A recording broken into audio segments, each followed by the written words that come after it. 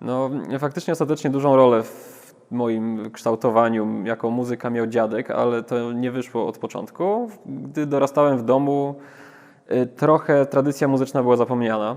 No, dziadka nie zdążyłem poznać niestety, zmarł zanim się urodziłem. W sumie głównie on był takim, no on był muzykiem po prostu w domu.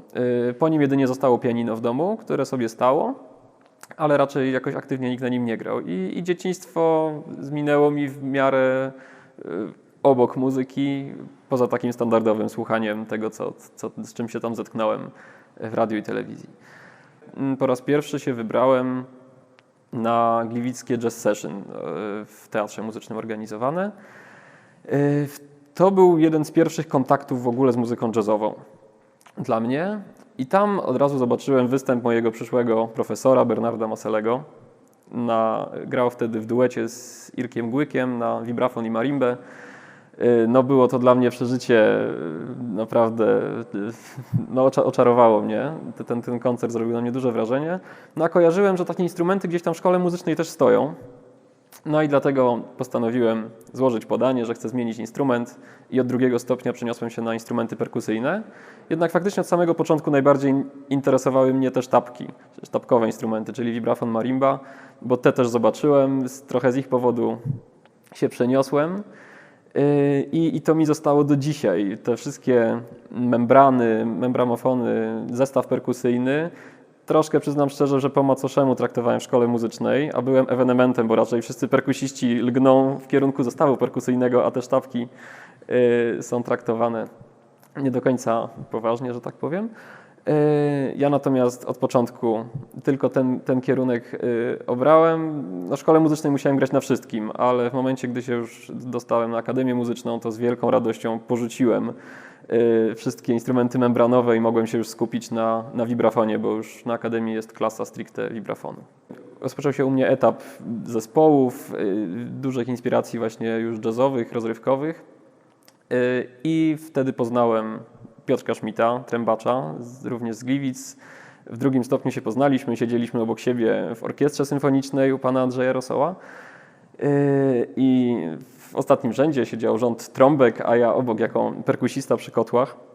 Strasznie wtedy dużo gadaliśmy, pan Andrzej Rosoł nas wiecznie upominał. I jakoś wtedy bardzo się zacieśniła nasza przyjaźń, która trwa do dzisiaj. I w tym czasie powstał nasz pierwszy zespół. Mój brat grał na basie, Piotrek trąbka, ja vibrafon. I taki pierwszy, powiedzmy, poważny zespół. Mieliśmy regularne próby i na perkusji jeszcze Janek Pawelec grał wtedy. Też jak zdałem do liceum, to się właśnie rozpoczął etap Śląskiego Jazz Klubu. Zaczęliśmy tam chodzić na comiesięczne dżemy. Byliśmy z Piotrkiem stałymi bywalcami w tamtym czasie.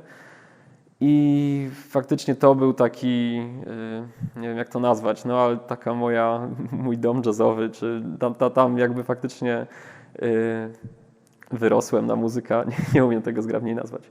W każdym razie tam się nauczyłem bardzo wiele. Myślę, że przed studiami to był główny bodziec do tego, żeby ćwiczyć, żeby się uczyć, żeby grać z muzykami lepszymi od siebie. To był, no wiadomo jaką funkcję mają dżemy. Tam mam możliwość zagrania każdy, w związku z czym ja jako wtedy jeden ze słabszych miałem możliwość zagrania z doświadczonymi muzykami, no i to była dla mnie największa szkoła życia. Tam się nauczyłem najwięcej. No i wtedy też się dowiedziałem o dziadku. Wtedy do mnie dotarły jakieś różne historie, że mój dziadek miał coś wspólnego z jazz klubem i to całkiem niemało, bo był jednym z założycieli. A jako, że jazz klub ma chlubną historię, no tutaj chyba nie będę o niej mówić, bo to jakby jest jasne, ale bardzo zainteresowałem się całym tematem moich koneksji rodzinnych, historii mojej rodziny, historii jazz klubu i historii jazzów nawet w Polsce, bo się okazało, że jest to ośrodek całkiem, który nie ma takiego małego znaczenia nawet w kontekście rozwoju jazzu w Polsce. Skończyłem studia, oczywiście musiałem napisać pracę magisterską. Dla mnie ten wybór był oczywisty i gdzieś tam w głowie kiełkował od już wielu lat, że chcę napisać pracę o Śląskim Jazz Klubie.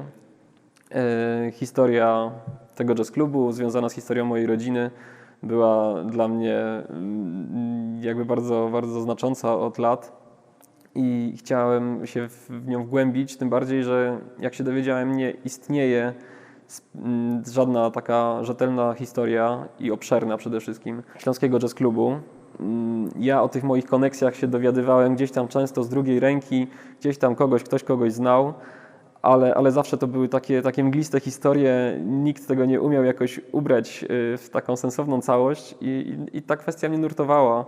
No i pomyślałem, że pisanie pracy magisterskiej będzie dobrą okazją, żeby się temu przyjrzeć bliżej i stworzyć taką też historię jazz klubu, która się też komuś przyda, oprócz tego, że mi jako pracę magisterską, ale może gdzieś zostanie i ktoś z niej jeszcze będzie mógł skorzystać. No i podczas pisania jej pisałem ją na podstawie głównie wywiadów. Mało było archiwum Śląskiego Jazz Klubu, bo jak też się dowiedziałem, Śląski Jazz Klub przeżył 2 pożary, dużo tych archiwów nie przetrwało, więc faktycznie pozostało mi w głównej mierze opierać się na wywiadach. No i spotykałem się z ludźmi związanymi z Jazz Klubem. Miałem jeszcze to szczęście, że spotkałem się z kilkoma osobami, z którymi już na przykład dzisiaj bym się nie mógł spotkać, między innymi z Erolem Kosińskim. Jeszcze miałem okazję z nim porozmawiać. No i po prostu pytałem i rozmawiałem. No było to przeżycie też wielkie i z racji osobistych koneksji i z racji niesamowitej historii, bo naprawdę robiłem wielkie oczy, jak słuchałem, co tam się po prostu działo, jakie historie Jazz Club przeszedł, jakie się z nim wiążą. No, naprawdę niesamowite. Jakie etapy przeszedł od potęgi po czasy gorsze, ale zawsze obronną ręką przez tyle lat się jakoś obronił. No myślę, że trochę jakby zaznaczyła ta praca swoją obecność. Kilka osób zwróciło na nią uwagę, tym bardziej, że też dużo wykładowców z Akademii w Katowicach miało też po prostu kontakt ze Śląskim Jazz Klubem przed laty. Choćby Andrzej Zubek czy Jerzy Jarosik. Faktycznie oni też wiedzieli, o czym piszę i znali po części tę historię,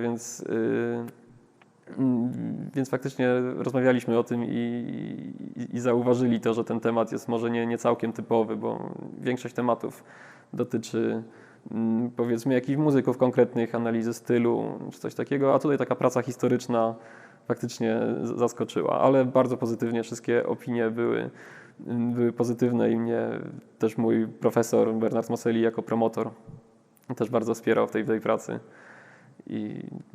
No i tak.